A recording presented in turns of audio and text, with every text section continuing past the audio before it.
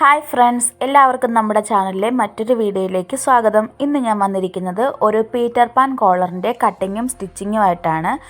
നമ്മളതൊരു ഫ്രോക്കായിട്ടാണ് ചെയ്യുന്നത്. അതിനായിട്ട് ഞാനിവിടെ നമ്മുടെ ഒരു 290 വരുന്നൊരു ക്ലോത്ത് ഇവിടെ എടുത്തിട്ടുണ്ട്. ആദ്യം നമുക്കതിൻ്റെ യോക്ക് പാർട്ട് കട്ട് ചെയ്ത് മാറ്റാം. അപ്പോൾ ഞാൻ ഒരു യോക്ക് പാർട്ടിന് വേണ്ടി ഒരു 14 ഇഞ്ചിൽ വരുന്ന ലെങ്തിൽ വരുന്ന ഒരു ഭാഗമാണ് കട്ട് ചെയ്തെടുത്തിരിക്കുന്നത്. അപ്പോൾ അതിനായിട്ട് ആ ക്ലോത്തിൻ്റെ കഴിവതും 2-3 ഭാഗത്തായിട്ട് 14 ഇഞ്ച് തന്നെ മാർക്ക് ചെയ്തിട്ട് അതൊരു സ്ട്രെയിറ്റ് ലൈനായിട്ട് കട്ട് ചെയ്ത് എടുക്കാം.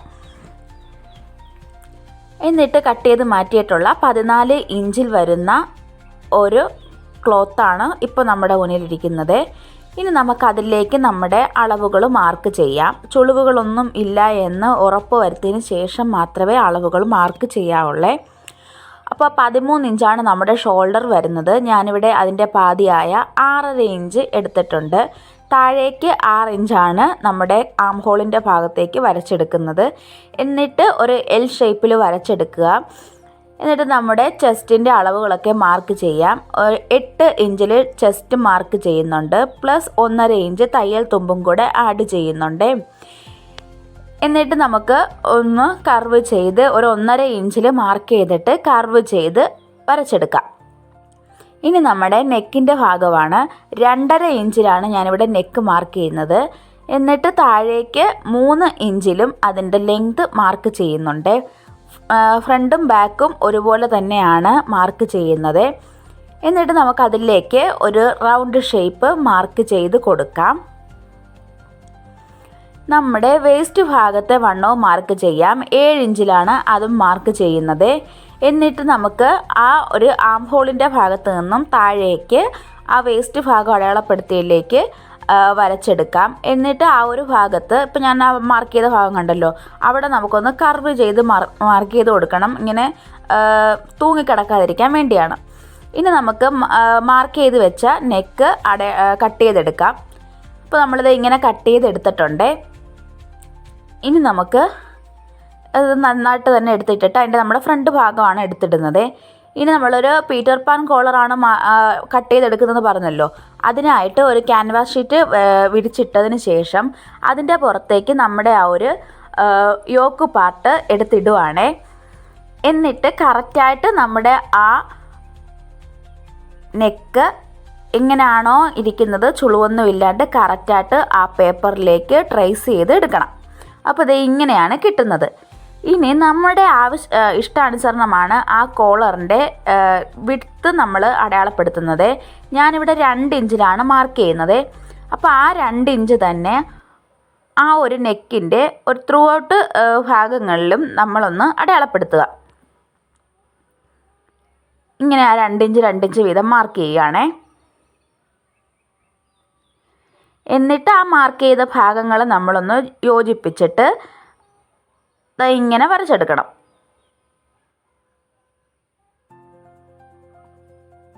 കണ്ടോ? ഇനി ആ വരച്ചെടുത്ത ഭാഗം നമുക്ക് കട്ട് ചെയ്തെടുക്കാം. ഇപ്പോൾ ഈ സമയത്ത് വേണേൽ നമുക്കിത് 2ആയിട്ട് മാറ്റാവേ. ഞാനിവിടെ ആ ഒരു 2 ആക്കുന്നില്ല. നിങ്ങൾക്ക് മനസ്സിലായോ? കോളറിനെ 2 ആക്കുന്നില്ല. ഇപ്പോൾ നമുക്ക് ആ ഒരു ഭാഗത്തുനിന്നും 2 ആക്കി എടുക്കാവുന്നതാണ്. 2 സൈഡിലേക്കും ഒരു ചിറക് പോലെ നിൽക്കുന്ന രീതിയിൽ. പക്ഷെ ഞാനിവിടെ ആ ഒരു ഷേപ്പിൽ തന്നെ കട്ട് ചെയ്തെടുത്തിട്ട് അങ്ങനെയാണ് കോളർ വെക്കുന്നത്. നിങ്ങളുടെ ഇഷ്ടമാണ്. ആ ഒരു സെൻറ്ററിൽ നിന്ന് വേണേൽ കട്ട് ചെയ്ത് 2 തുണിയാക്കി മാറ്റാം. ഇല്ലയെന്നുണ്ടെങ്കിൽ ഇത് ഇങ്ങനെ റൗണ്ടിൽ ഒറ്റ ക്ലോത്തിലെടുക്കാം. ഞാനിവിടെ ഒറ്റ ക്ലോത്തിലാണ് എടുക്കുന്നത്. ഇങ്ങനെ തന്നെ. എന്നിട്ട് നമുക്കിതൊരു വേറൊരു തുണിയിലേക്ക്, അപ്പോൾ നമ്മൾ ആദ്യം തന്നെ ഒന്നുകൂടെ ആ നെക്കിൽ കറക്റ്റായിട്ട് വരുന്നുണ്ടോ, നമ്മുടെ ഇഷ്ടത്തിന് വരുന്നുണ്ടോ എന്നൊന്ന് ചെക്ക് ചെയ്ത് നോക്കണം. അതിന് ശേഷമാണ് ഞാനിവിടെ വേറൊരു ക്ലോത്തിൻ്റെ ചീത്ത വശത്തിലേക്ക് ആ ഒരു പേപ്പർ ഒട്ടിച്ചല്ല അയൺ ചെയ്ത് കൊടുക്കുന്നു. എന്നിട്ട് നമുക്കത് ഇങ്ങനെ അതിൻ്റെ അരികു വശം ഒരു 1/2 ഇഞ്ചോ 1/4 ഇഞ്ചോ നിർത്തിക്കൊണ്ട് അത് നമ്മുടെ ക്യാൻവാസ് ഷീറ്റിലേക്ക് ആ ഒരു ക്ലോത്ത് സ്റ്റിച്ച് ചെയ്ത് കൊടുക്കുവാണേ.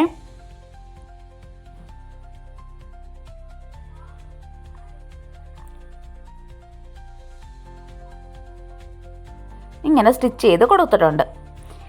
ഇനി നമുക്കിത് ഇതുപോലെ തന്നെ വരുന്ന വേറൊരു ക്ലോത്തിലേക്ക് ഈ ഒരു ഭാഗം ചേർത്ത് വെക്കാവേ.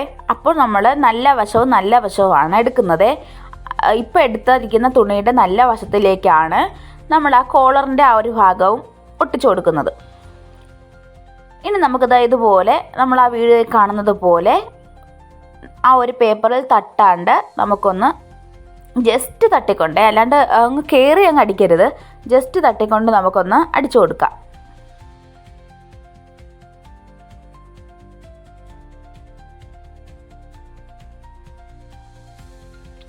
എന്നിട്ട് ബാലൻസ് വരുന്ന ആ ക്ലോത്തൊക്കെ നമുക്ക് കട്ട് ചെയ്ത് മാറ്റാം. ഇനി ഇത് നമുക്ക് ഈ ആ ഒരു നെക്കിൻ്റെ ഭാഗം ഉണ്ടല്ലോ, ആ ഉൾഭാഗവും കട്ട് ചെയ്ത് മാറ്റാവേ.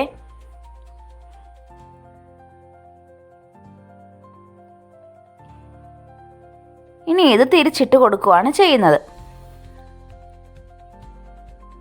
നല്ല കറക്റ്റായിട്ട് അത് തിരിഞ്ഞ് വരുന്നുള്ളൂവേ.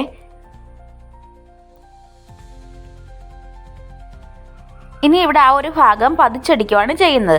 അപ്പോൾ പതിച്ചടിക്കുന്നതിനോടൊപ്പം തന്നെ ഞാനൊരു ലേസ് വെച്ച് അതിനെ ഒന്ന് മോടി പിടിപ്പിക്കാമെന്ന് കരുതി. അത് നമുക്കിഷ്ടമുണ്ടെങ്കിലോ നമ്മുടെ കയ്യിലുണ്ടെങ്കിലോ ചെയ്താൽ മതിയേ. അപ്പം ഞാനിവിടെ എൻ്റെ ഉള്ളത് കൊണ്ട് ഞാൻ ആ ഒരു ലേസിനെ അങ്ങോട്ട് അറ്റാച്ച് ചെയ്യുന്നേ ഉള്ളൂ. അപ്പോൾ കുറച്ചുകൂടെ ഒന്ന് ഭംഗി വരാൻ വേണ്ടിയാണ് അത് നമ്മൾ ചൂസ് ചെയ്തത്. അപ്പോൾ ഇത് ഇങ്ങനെയാണ് കിട്ടിയിരിക്കുന്നത്. ഇപ്പം തന്നെ അത് കാണാൻ നല്ല ഭംഗിയില്ലേ. ഇനി നമുക്ക് ബാക്കി പണിയിലേക്ക് കിടക്കാം. ഇനി നമ്മുടെ ഫ്രണ്ട് ഭാഗമാണ് എടുത്തിരിക്കുന്നത്. ഫ്രണ്ട് നെക്ക് എടുത്തിട്ട് നമ്മൾ സാധാരണ നല്ല വശവും കൂട്ടിയാണ് അടിക്കുന്നത്. ഇവിടെ നിങ്ങൾക്ക് ഒന്ന് ശ്രദ്ധിക്കണം, നമ്മൾ കോളറിൻ്റെ നല്ല വശമാണ് എടുത്തിരിക്കുന്നത്. എന്നിട്ട് കോളറിൻ്റെ ചീത്തവശവും നമ്മുടെ യോക്ക് ഭാഗത്തിൻ്റെ ചീത്തവശങ്ങൾ തമ്മിലാണ് ഇവിടെ കൂട്ടി അടിക്കുന്നത്. എപ്പോഴും നമ്മൾ നല്ല വശവുമാണ് അടിക്കുന്നത്. ഇവിടെ മോശം വശവും തമ്മിലാണ് അടിക്കുന്നത്. എന്നിട്ടിത് തിരിച്ചെടുക്കുകയാണ്. ആ തിരിച്ചടിക്കുന്നതിന് മുമ്പേ നന്നായിട്ട് തിരിഞ്ഞ് വരുന്നതിന് വേണ്ടി നമുക്ക് എപ്പോഴും ചെയ്യുന്ന പോലെ ഒരു 2 ഇഞ്ച് മാറി ഒരു കുഞ്ഞു കട്ട് വീതം കൊടുക്കാം.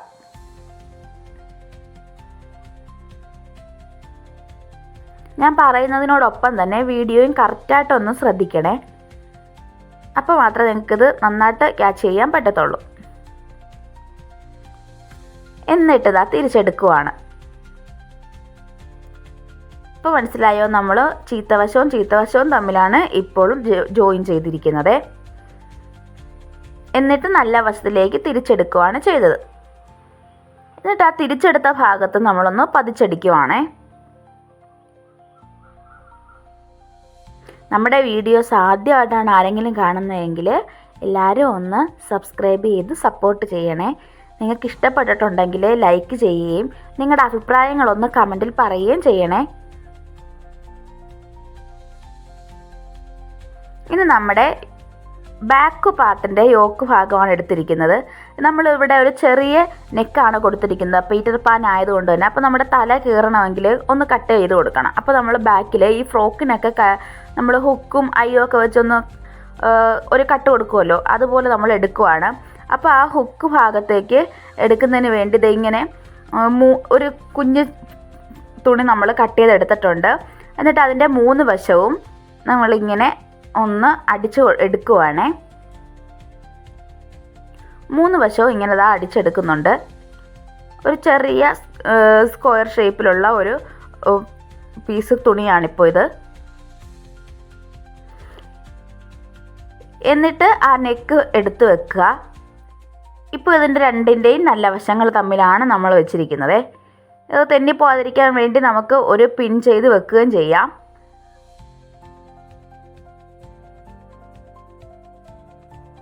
നല്ല എക്സ്പെർട്ടായിട്ടുള്ള ആൾക്കാർക്ക് ഇങ്ങനെ പിൻ ചെയ്യേണ്ട ആവശ്യമൊന്നുമില്ല. നമ്മൾ തുടക്കക്കാർക്ക് വേണ്ടിയാകുമ്പോൾ അവർ കഴിവതും ഇങ്ങനത്തെ സംഭവങ്ങളൊക്കെ ചെയ്യുമ്പോൾ പിന്ന് കുത്തി സെക്യൂർ ചെയ്തിട്ട് ചെയ്യുന്നതായിരിക്കും നല്ലത്. ഇല്ലെങ്കിൽ നമ്മുടെ കയ്യിൽ ഇത് നിൽക്കത്തില്ല. എന്നിട്ട് നമ്മൾ ആ കട്ട് കൊടുത്ത ആ ഒരു ഷേപ്പിൽ തന്നെ ഇങ്ങനെ എടുക്കുന്നുണ്ട്. എന്നിട്ട് നമ്മൾ കട്ട് ചെയ്ത് ആ ഒരു ഷേപ്പിലേക്ക് എത്തുവാണ്. എന്നിട്ട് നമുക്കിനി ഇത് തിരിച്ചെടുക്കാം.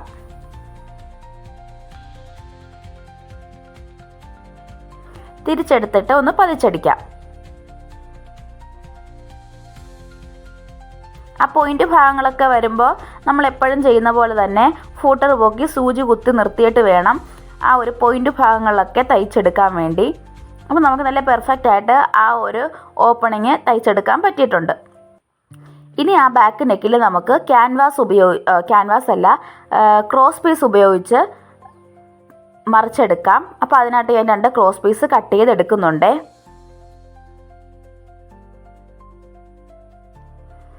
ഇനി ഇവ തമ്മിൽ നമുക്ക് യോജിപ്പിക്കാം. രണ്ടും 2 പീസായിട്ട് തന്നെയാണ്. ഈ ക്രോസ് പീസുകളെ തമ്മിൽ യോജിപ്പിച്ചെടുക്കുന്നില്ല ഇവിടെ. കാര്യം ഇവിടെ നമുക്ക് സെപ്പറേറ്റ് ആയിട്ടാണ് ഇപ്പോൾ നിൽക്കുന്നത്, നമ്മൾ ആ ഒരു ഓപ്പണിംഗ് കൊടുത്തതുകൊണ്ട്. അപ്പോൾ ഇതിൻ്റെ നല്ല വശവും തമ്മിൽ ചേർത്ത് അടിക്കുവാണേ. ആ ഒരു ഓപ്പണിംഗ് ഭാഗത്തെ കവർ ചെയ്ത് വേണം ആ ക്രോസ് പീസ് നമ്മൾ വെക്കേണ്ടത്. അങ്ങനെ 2 വശവും നമ്മൾ ചെയ്തെടുത്തിട്ടുണ്ട്.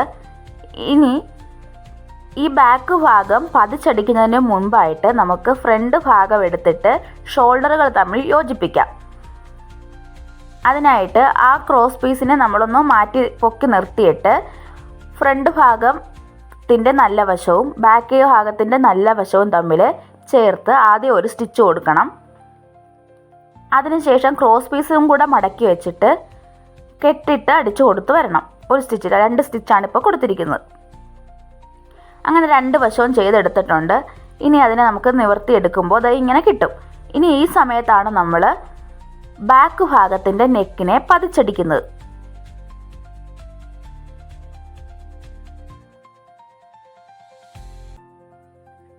ഞാൻ പറയുന്ന കാര്യങ്ങൾ നിങ്ങൾക്ക് മനസ്സിലാകുന്നില്ല എന്നുണ്ടെങ്കിൽ അത് നമ്മുടെ കമൻറ്റിൽ പറയണേ.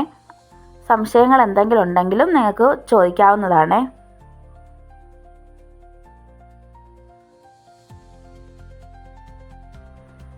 രണ്ട് വശവും അതുപോലെ തന്നെ നമ്മൾ പതിച്ചെടുക്കുവാണ്.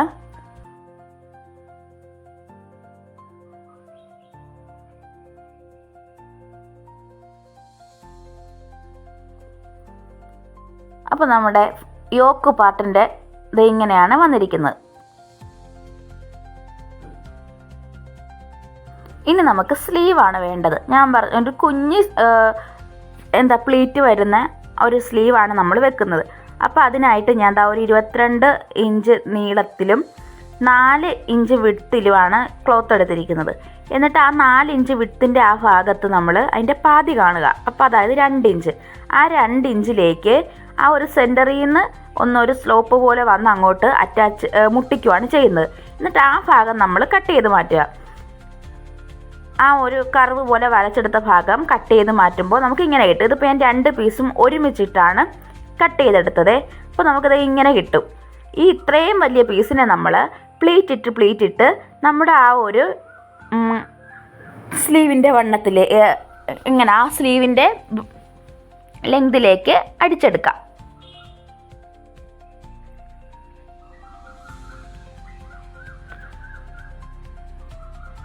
അപ്പോൾ നമുക്കിത് ഇങ്ങനെ കിട്ടിയിട്ടുണ്ടേ. നല്ല കുഞ്ഞു പ്ലീറ്റ് ഇട്ട് നല്ല രസമുള്ള ഒരു സ്ലീവായിട്ട് എടുത്തിട്ടുണ്ട്. ഇനി അത് നമ്മുടെ ആ യോക്ക് ഭാഗത്തിൻ്റെതായിട്ട് കറക്റ്റായിട്ടാണോ നിൽക്കുന്നതെന്ന് നമ്മൾ ഈ സമയത്ത് നോക്കണം. അങ്ങനെ അല്ല എന്നുണ്ടെങ്കിൽ നമ്മൾ ആ ഒരു സ്റ്റിച്ചിന് ഒന്നിൽ ഇച്ചിരി കൂടെ അഴിച്ചു വിട്ട് കറക്റ്റാക്കുക. അത് നമ്മൾക്ക് മനസ്സിലാവുമല്ലോ അത് ചെയ്യേണ്ടത് എങ്ങനെയാണെന്ന്. അങ്ങനെ ഇതെടുക്കുക. അപ്പോൾ നമുക്ക് കറക്റ്റായിട്ടാണ് കിട്ടിയിട്ടുള്ളത്. ഇനി യോക്കിൻ്റെ നല്ല വശവും ആ കട്ട് ചെയ്തെടുത്ത സ്ലീവിൻ്റെ നല്ല വശവും തമ്മിൽ ഒരുമിച്ച് വെച്ചിട്ട് സെൻറ്റർ ഭാഗത്തുനിന്ന് നമുക്ക് സ്റ്റിച്ച് ചെയ്ത് പോവാം. ആ സ്റ്റിച്ചിങ്ങൊക്കെ നമ്മൾ സാധാരണ സ്ലീവിൽ ചെയ്യുന്ന പോലെ തന്നെയാണ്. സെൻറ്ററിൽ നിന്ന് സ്റ്റിച്ച് ചെയ്ത് താഴോട്ട് കൊണ്ടുവരുന്നു. അപ്പുറത്തെ വശത്തേക്ക് നമ്മളെടുത്ത് സ്റ്റിച്ച് ചെയ്ത് പോവുകയാണേ.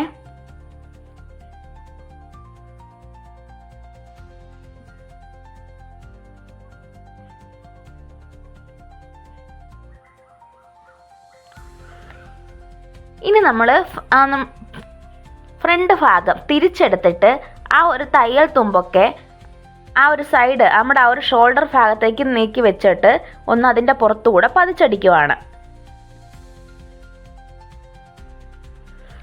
അപ്പോൾ ഇതിങ്ങനെ നല്ല പെർഫെക്റ്റ് ആയിട്ട് ഇരിക്കുവേ. ഈ ഫ്രണ്ടിൽ കൂടെ ഉള്ളൊരു പതിച്ചടി വരുമ്പോഴാണ് ആ ഒരു സ്ലീവ് നല്ല കറക്റ്റായിട്ട് ഇരിക്കുന്നത്.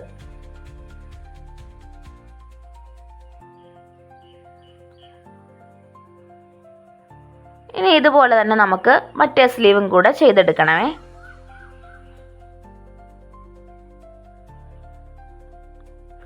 അതുപോലെ മറ്റേ സ്ലീവും ചെയ്തെടുത്തിട്ടുണ്ട്.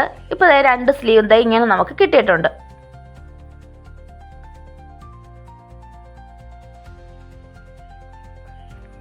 ഇനി സ്കേർട്ട് ഭാഗം തയ്ച്ചെടുക്കാം.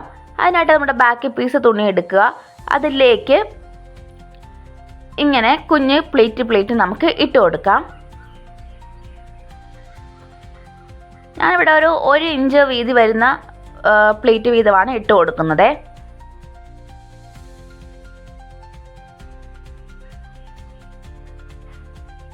ഫുള്ളായിട്ട് അതിന് പ്ലേറ്റ് ഇട്ട് എടുത്തിട്ടുണ്ട്.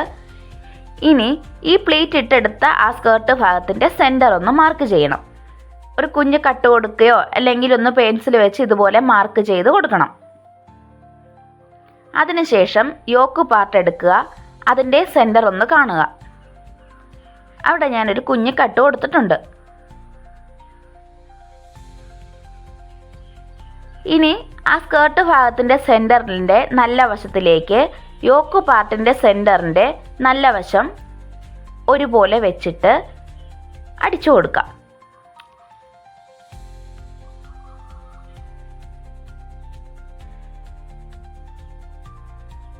സെൻറ്ററിൽ നിന്ന് അടിക്കുമ്പോൾ നമ്മൾ ആ സ്ലീവ് അറ്റാച്ച് ചെയ്യുന്ന പോലെ ആദ്യം ഒരു സെൻറ്ററിൽ നിന്ന് ഒരു ഭാഗത്തേക്കും പിന്നെ അടുത്ത ഭാഗത്തേക്കും അങ്ങനെയാണ് അടിച്ചെടുക്കേണ്ടത്.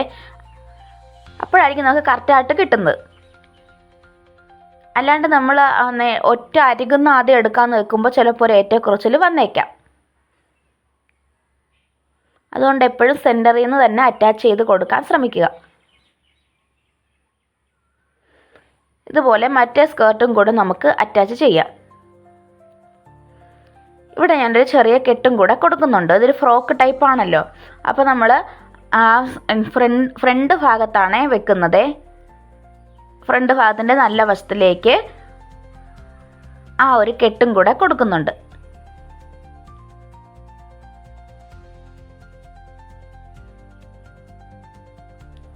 രണ്ട് വശത്തും ആ ഒരു കെട്ട് കൊടുത്തിട്ട് നമ്മളിപ്പോഴേ തന്നെ അതൊന്ന് കെട്ടിയിടുവാണേ. അല്ലെങ്കിൽ നമ്മൾ ബോഡി പാർട്ട് തമ്മിൽ അറ്റാച്ച് ചെയ്യുമ്പോൾ ചിലപ്പോൾ വേണേ ആ കെട്ടും കൂടെ തയ്ച്ചു പോകും. അതുകൊണ്ടാണ് നമ്മൾ ഒന്ന് കെട്ടിട്ട് കൊടുത്തിരിക്കുന്നത്. ഇനി നമുക്ക് ബോഡി പാർട്ടിനെ അറ്റാച്ച് ചെയ്യാം. സ്ലീവിൻ്റെ ഭാഗത്തു നിന്നേ വന്ന് താഴേക്കങ്ങ് വരുവാണ്.